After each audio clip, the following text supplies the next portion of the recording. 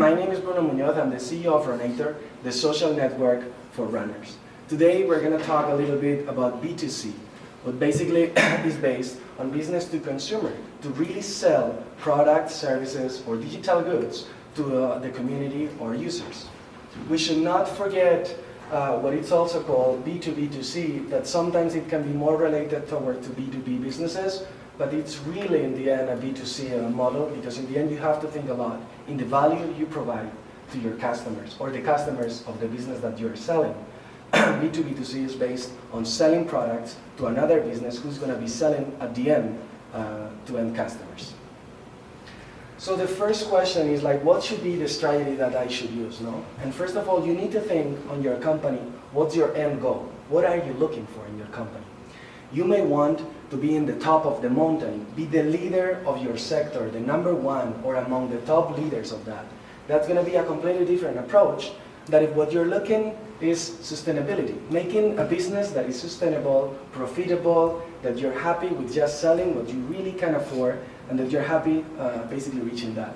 Or even we have an exit strategy. We want to really create a business that is huge so that in the end we can sell this business and having someone else who acquired their business and can monetize it better. So first of all, you need to think on what's your end goal, what's your vision of your company, to really decide what's the strategy that you need to use, because this is really going to change a lot depending on the business. Going forward and talking more about the customers, what we see here on the top is one important thing that when we're talking about B2C, and it's how are my customers, how do I define them? So I really see two types of transactions when we're talking about customers. Ones are the loyal customers or communities, a fan base. We can see here on the left people that are really painting their favorite social networks. We can see on the right a real Runator user who really painted their nails with the Runator logo. No? This is basically an approach where what you create are fans of your brand, people who really need to use the service that you're providing to them. And this is a completely different situation than if you do the second image, a transaction. It's not a bad thing to do a transaction. When you do a transaction, you need to be fast, you need to be clean. What you need to do is that the user spends the least time possible to really complete the service that you want to do. Whereas in the number one, what you need to do is to provide them more engagement to the user so that they spend more time on your service. A clear example, I'm discussing a little bit more on that and giving more reality to this. Amazon. Is Amazon a case of the number one, a fan base, or it's more a transactional model?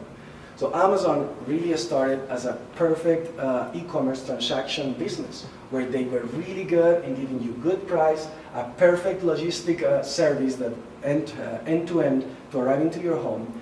And then it was way later when they decided to start having something closer to what a community is. People that use Amazon all the time, that they do it regardless if the price is cheaper or not, and they spend more time just browsing different products and spending more time. They started as the perfect transaction e-commerce. Whereas YouTube is the other case. YouTube started without a business model, without doing a transaction, without really having or making real money from day one. They were based on a customer base. They needed to have users to really build the value of YouTube. Because whereas Amazon has a lot of products and they sell a lot of goods, YouTube didn't have anything. And without the user, YouTube is worthless. You don't get anything if people do not upload content to YouTube. So basically the way that you're going to be targeting and you're going to be monetizing seem to be completely different. So let's talk a little bit more about the monetization options that we have when we're talking about consumers. And first I'm going to talk about probably one of the most common monetizing strategies when we're talking about B2C on the digital goods. And it's the subscription. A subscription means that the users pay a fee. It can be monthly, quarterly, or yearly. They pay a price to get something in exchange. It can be something digital or it can be something physical. It completely depends on the business. So let's talk a little bit deeper on the case that we were discussing in Amazon.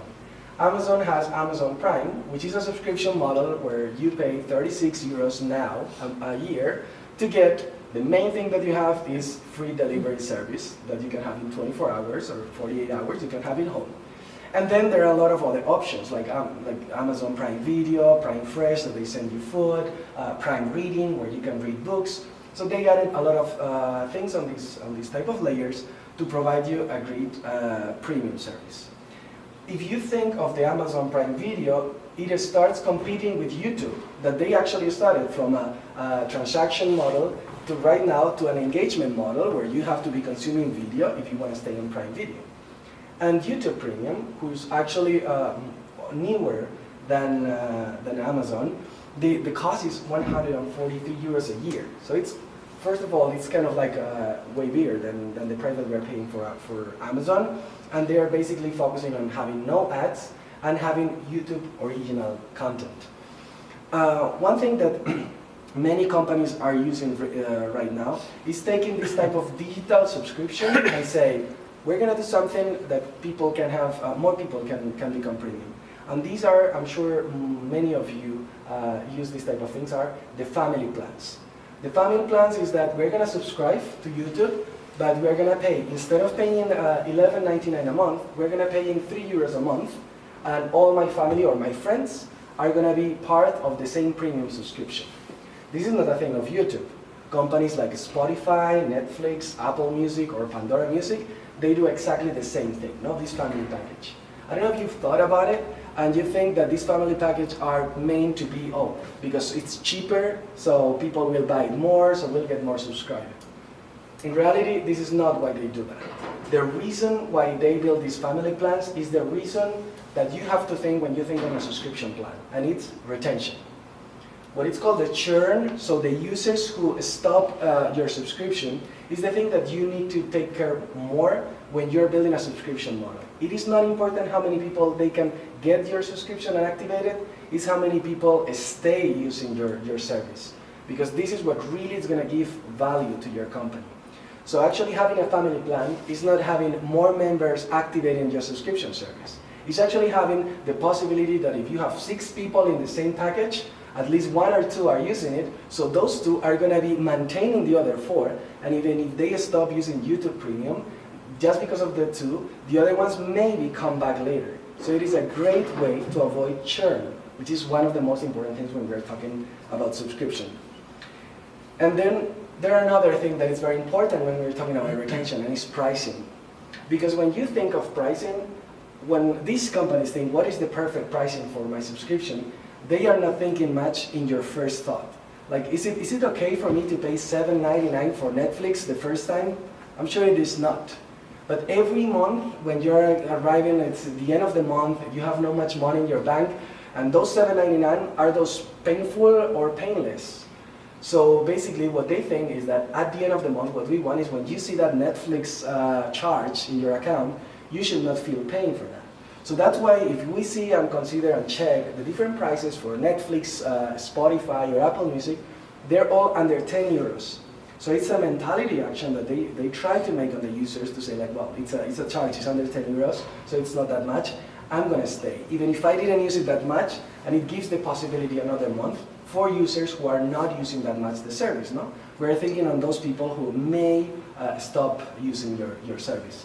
The case of YouTube, it's kind of like curious, no? Because it's a little more expensive, and they will try, and this type of things on pricing may not be like forever, so they are changing and adapting all the time. The case of Amazon, they were 19 euros a year, whereas now it's almost double of it. And one key thing that is very important when we're talking about subscription, and these companies all do, is they focus the premium subscription in one single feature. Regardless if they have 50 or 100 or 4, they all promote their subscription model in one sentence, in one thing. I had the chance to work with a person who developed Spotify Premium, and they had a hard time to understand what was going to be the main thing that people would like in Spotify. Was it going to be the offline mode? Was it going to be selecting your favorite song, or just the ads? They did a lot of research, and they found out that the ads was actually really a cool thing to start with, and people were bothering by a lot of ads. So they start bothering more with more Spotify ads, and focusing their strategy in no ads on Spotify. Stop listening ads. The other things come later. When people start using our service, they will stay not only because of the ads, but they will stay also because of the other features. But you focus your activation of users into one feature. And this is what basically all do. Two fun cases that I added is LinkedIn Premium, which is a different model when we're talking about subscription, because the retention on LinkedIn is different. We have like two types of profiles on LinkedIn, the ones that do it professionally, and these are the companies, the ones that usually pay for recruiters, etc. So that's why they can charge 43 euros from 43 euros a month. So it's actually much more than the others.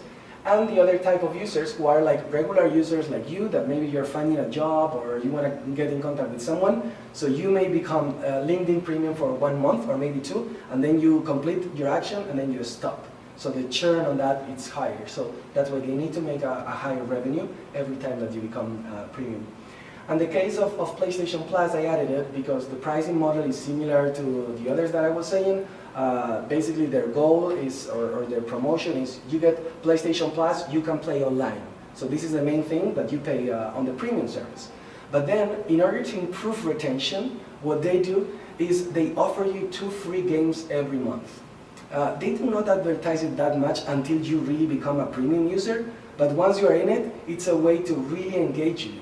You know that next month you're going to receive 2 new games, and this is a really good way to retain your users paying your model. Because one thing, and very important thing in subscription, is that there are 2 main points.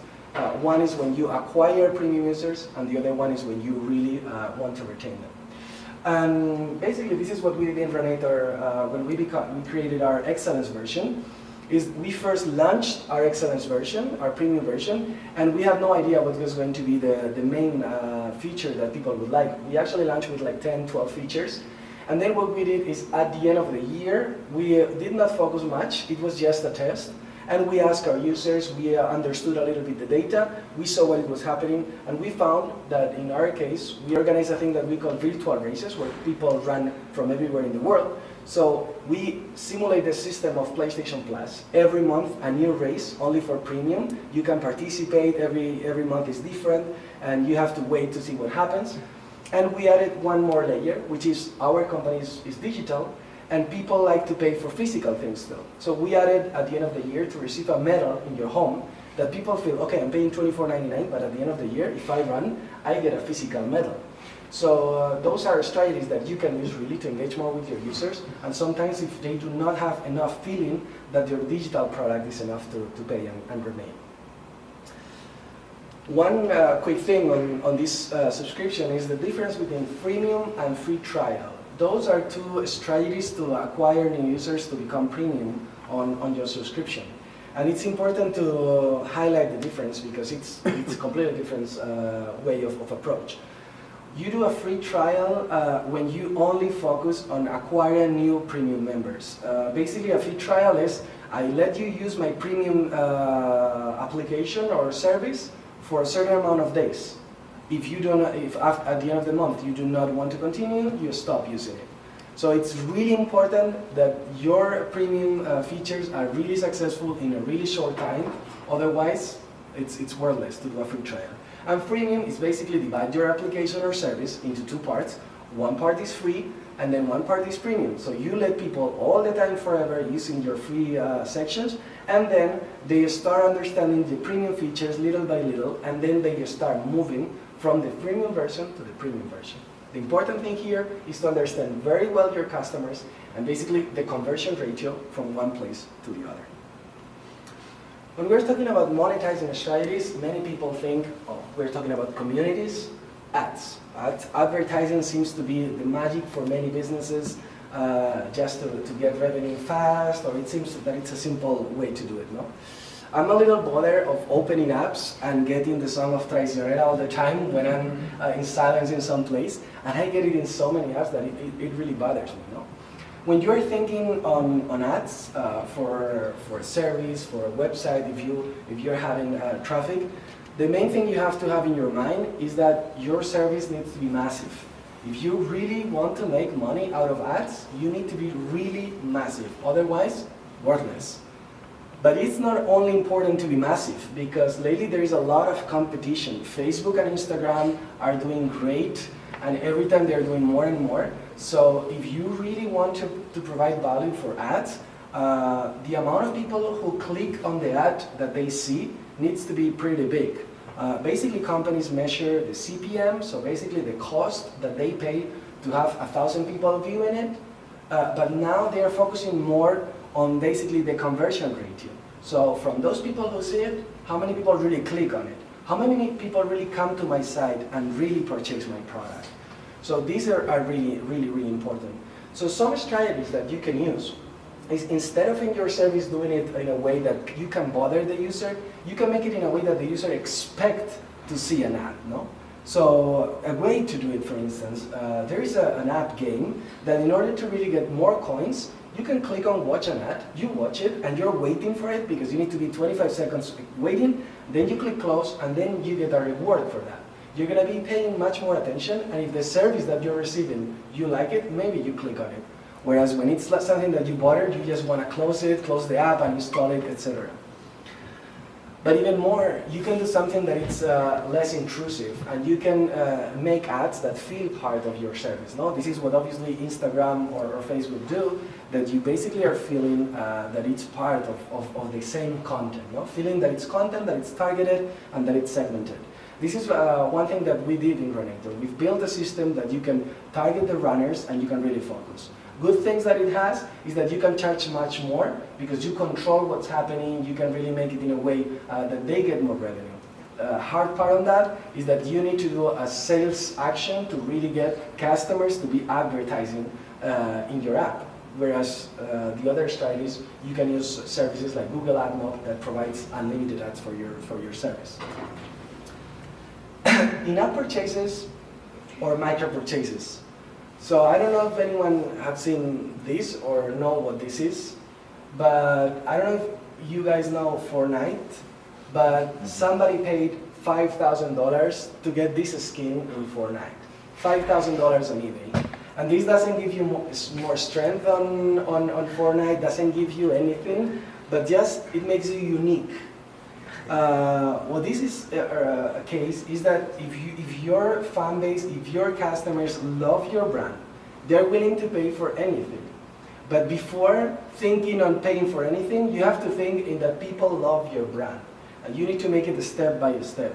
Because if you're thinking on what you're going to be doing in your business, and you're thinking in selling skins for $5,000, it's really hard. You first need to focus on becoming a brand that everyone wants to follow. However, there are a lot of in-app purchases or micro purchases ways that work really well. And some of those are very simple. If we think of content, people are willing to pay micropayments for content. As an example, there is an app that it has a lot of recipes, and you get some recipes that are free, and some recipes that you have to pay for each one individually, that you pay 5 cents, 10 cents. If you think, okay, 5 cents, 10 cents for a recipe, it's okay. So if you start liking it, you're going to start purchasing more and more and more recipes. On gaming, obviously, we have things like purchasing more weapons, purchasing things like that make people to have new things on your game, and these type of things work really well on these games. Things that save time are a thing that people are willing to micro-purchase or purchase things on digital services. Imagine that somebody who can make groceries for you or can bring you home something for you. Those type of things that save you time, you're always going to be willing to pay something for it. Or something that can make you win things, even in the real world, or just to feel you that you are making a competition. It can be any type of things, but people are willing to pay to win things, even if it's virtually. As an example, some of you may know PlayStation 4 with the FIFA. They have these card games that you can purchase cards, and when you pay for cards, you can buy football players, and people pay a lot of money just to get those players, so they can really win. So we just talked about two main topics, no? Subscription and in-app purchases, and sometimes they can be mixed, because the case that I was describing on the recipe app, you can apply actually both type of monetizing strategies. You could create the recipe app as a freemium app where you get freemium recipes, or a premium service where you pay monthly to get access to all premium recipes. Or you can make it that they in-app purchase each recipe separated. How do you decide? Which one is the best option for that? There is no an answer for that. You basically need to really try to understand the model that you're doing. You need to think in all the things that we discussed before, like the goal of your company, where do you want to go, and you need to understand your clients. Later we'll discuss how you validate your model, but there is no good monetizing strategy for your company. Every company is different, and basically all the data is the one that is going to determine whether the monetizing strategy is good or not. So let's talk about sponsors and partnership, which actually it's a thing that usually occurs after you have a community or after you really have a lot of people to target. Sponsors and partnerships is when you really talk to a company, a big company, and it's sort of like a B2B2C model, but a little different because the 2C is your 2C, it's your consumers, but you go to another business who's going to advertise or going to promote something to your consumers. Just a quick example, Rantastic offers Adidas advices in their app, and you can see those advices, so Adidas gets promotion. This application, it's a game that the one that is on the leaderboard, number one, they get a prize, but this prize is in reality a promotion. So companies pay not only to offer the prize, but so that they can get promotion, and for a week, everyone is talking about the product that they're selling. In our case, in Renator, we created a concept with these virtual races that we do, that people run from everywhere in the world.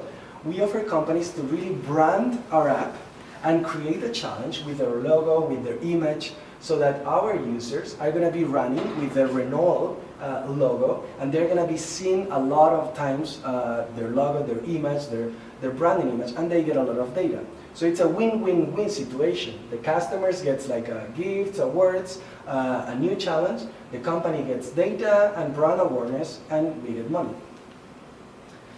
Affiliation. Affiliation program is basically, I don't know if you're familiar with that, but many companies offers you an affiliation program where we give you a link, and through that link, if you drive your traffic to my website and people purchase in my website, I'm going to give you a commission out of it.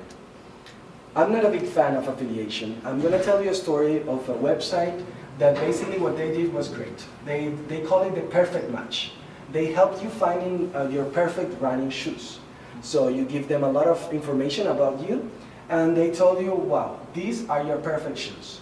And this is the price, and not only that, but I'm going to tell you where is the cheapest place where you can buy these shoes. To me, it's amazing. You could use it all the time, and it was working really well. Where was the problem? The problem is the affiliation.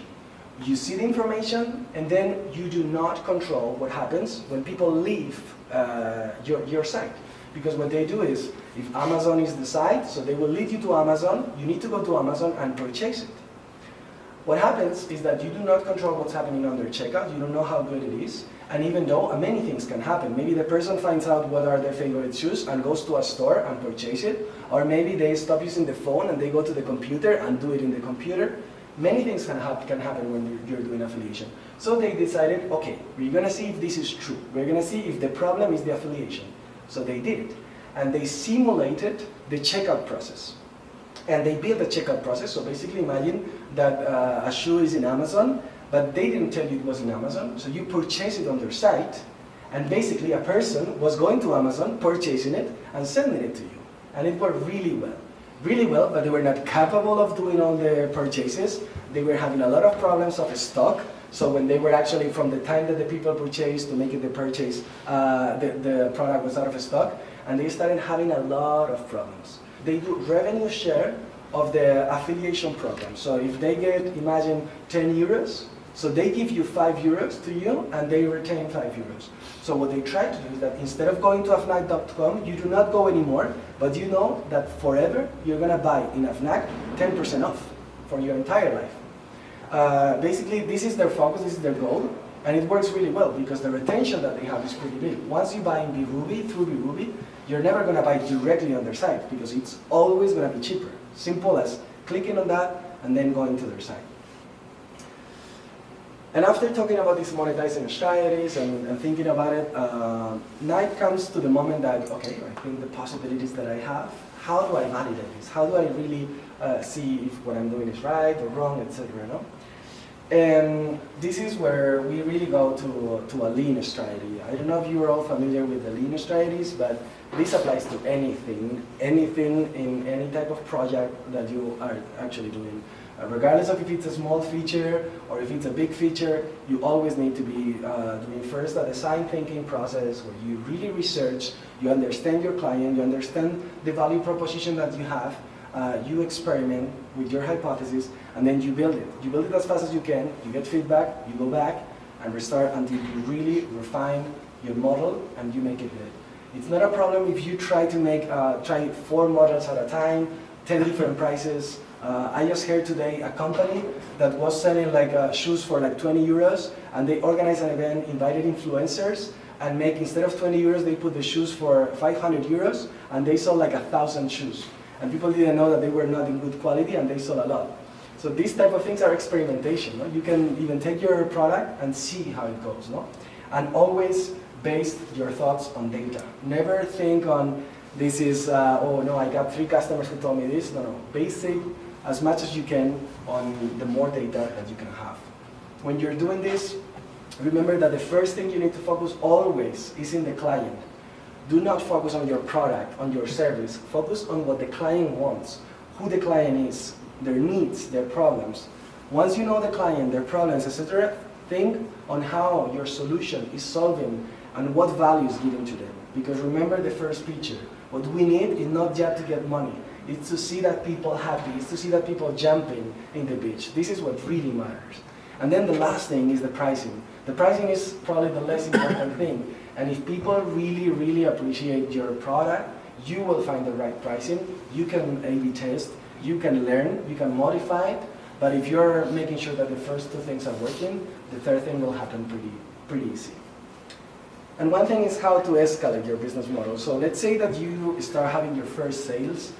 Your project is working, you're having some customers, and many people think, wow, this can escalate really fast. No, this is very, very scalable, and I'm going to make a huge business. But sometimes when we think that something is going to be the same when we're talking about this amount of people, that when we're talking about this amount, it's not always like this. Maybe you're climbing the mountain, and then you see a huge rock in front of you that it's blocking the way out. Escalating is really hard. You really need to find growth of engine. So you need to find ways that you can really prove that this can go from 10 to 100, 100 to a million. There are many ways to build growth engines. Today is not a topic to how to build growth engines for business models, but definitely it's a topic that you can do a lot of things on that. But the important thing when you're trying to escalate is that you find a way, even if it sounds easy and normal, but you find a way to acquire user at a cheaper price than the lifetime value that your users are going to give you. And even the moment that you escalate, no, you have a business that it's proven and you know that you can escalate it and it's working really well in Spain and things are good, when it is time to go international, no? Go international is one of the toughest things in a company. Huge companies have tried to move from one country to another, and it's really hard. And because we're digital, we always think, wow, it's really easy. No? It's really easy to do product school in the US and today start in Madrid. It's really damn hard to really do a new country, new culture.